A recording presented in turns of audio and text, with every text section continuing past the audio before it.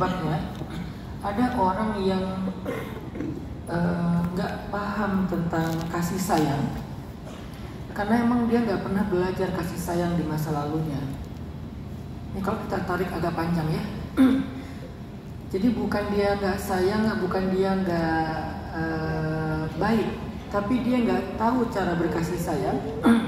Karena emang di masa kecilnya, di dalam keluarganya, dia nggak pernah diajarin tentang berkasih sayang. Dia tumbuh sebagai anak yang juga mengalami itu dari orang tuanya.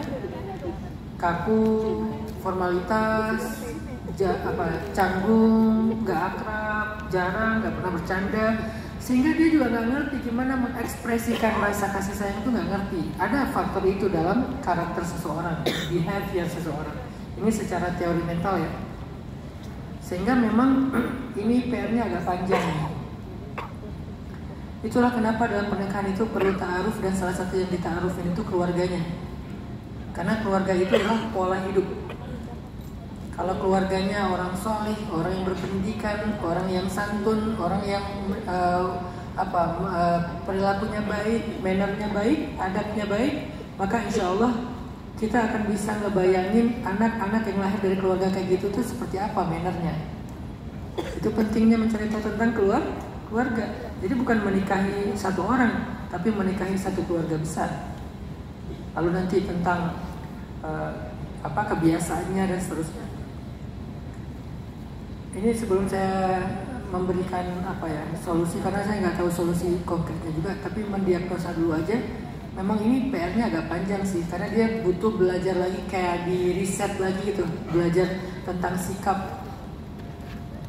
Ya kalau orangnya mau belajar dan jadi lebih challenging lagi, orangnya pun nggak mengakui sebagai sebuah masalah.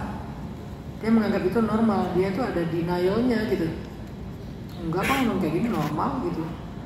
Kamunya aja, atau emang ya kamu nggak pantas juga. Kalau coba aja kamu lihat diri kamu sendiri, emang pantas kamu digituin, diromantisin, misalnya gitu. Ada denialnya, ini lebih susah. Kalau orangnya mau mengakui aja, minimal dia akan cari belajar perilaku.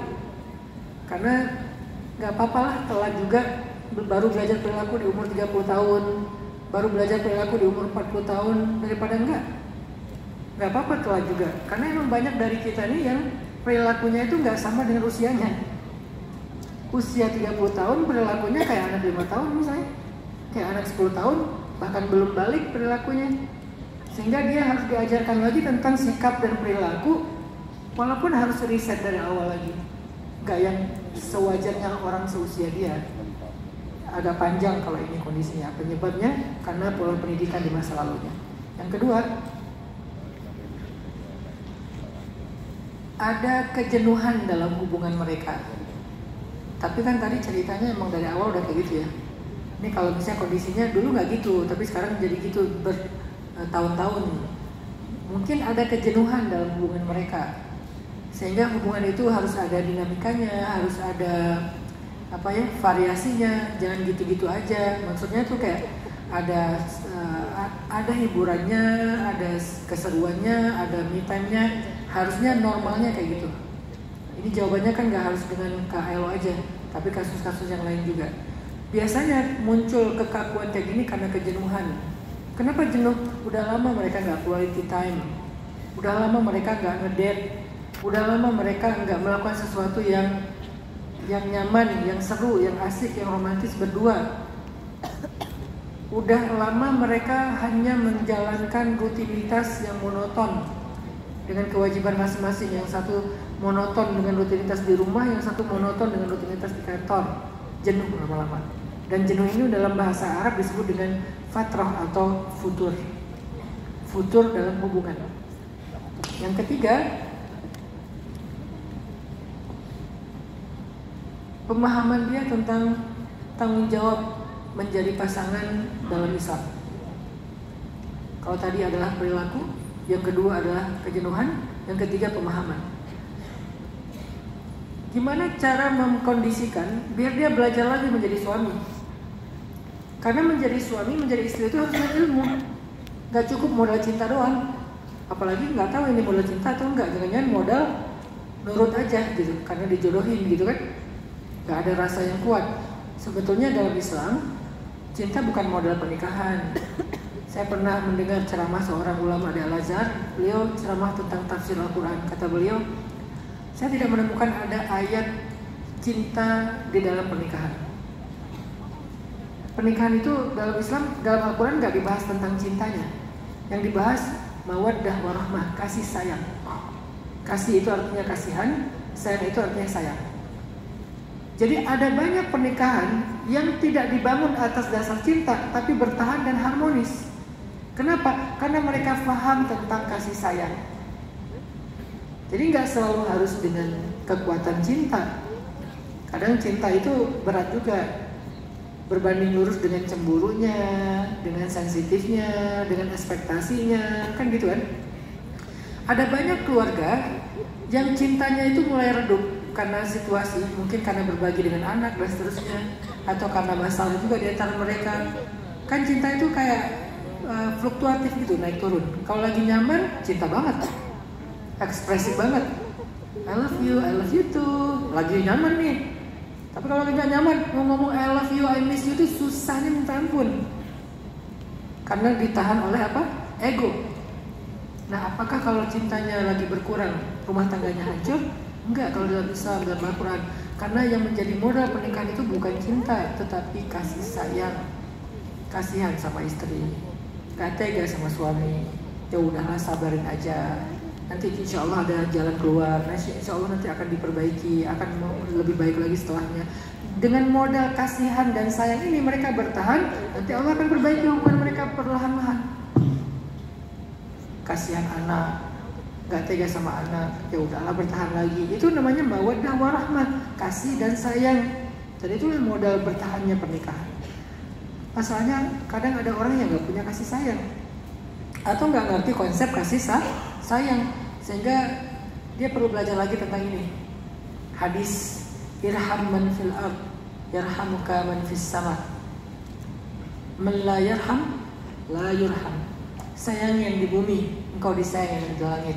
Siapa yang tidak menyayangi, tidak disayangi. Saya pakai hadis itu ketika lagi bete. Namanya rumah tangga ya, hubungan suami istri ada kalanya harmonis, ada kalanya lagi kayak cekcok misalnya. Kalau saya lagi bete sama istri, saya akan pakai hadis salah satunya, man la yarham la yurham. Siapa yang enggak kasihan, tidak dikasihani. Sayangi yang di bumi, Allah sayangi kamu disayangi yang di langit. Akhirnya saya merasa aku pengen dikasihani sama Allah. Aku pengen disayang sama Allah. Ya udah, aku kasihan dan aku sayang walaupun lagi bete. Ini namanya belajar kasih sayang. Belajar peran suami, belajar peran istri. Memang harus baca ayatnya, baca hadisnya, terutama hadis ya, karena lebih simple, lebih jelas. Kalau ayat itu kan dia kayak kode-kode gitu yang harus ditafsirkan dulu.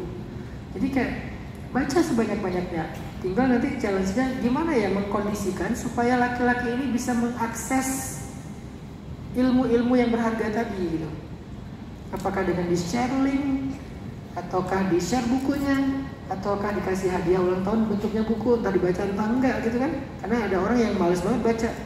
Satu halaman itu rasanya tuh kayak membaca utang berapa miliar gitu, susah banget gitu membaca buku. Ada, atau ya udah nonton aja, share linknya tentang yang barusan saya omongin. Kalau nanti ada potongannya, kalau enggak ya banyaklah di sosial media supaya dia mengerti. Semoga dengan 3 cara ini ada jalan keluar ya Mbak. Yang pertama emang dia perlu belajar tentang sikap dan perilaku, dan emang challenging banget sih, agak berat sih, karena ini pola yang sudah terbentuk sejak kecil.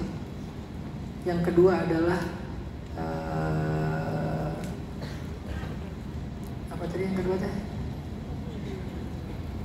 Lupa juga. Apa tadi yang kedua? Jenuh. Masya Allah, barakallah fiik. Jenuh.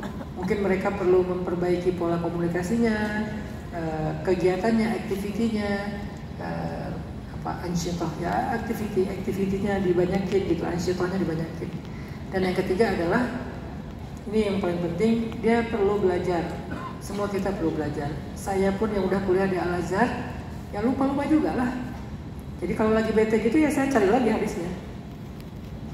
Walaupun hadisnya udah hafal, tapi kayak tiba-tiba bete, tiba-tiba lupa gara-gara ego tadi kan. baca lagi, oh iya kan saya udah pernah hafal di sini, oh iya gini ya, oh iya kisah hadis, jadi semangat lagi. Semoga itu bisa memperbaiki keadaan. Allahu a'lam. Masya Allah, tabarakallah. Terima kasih.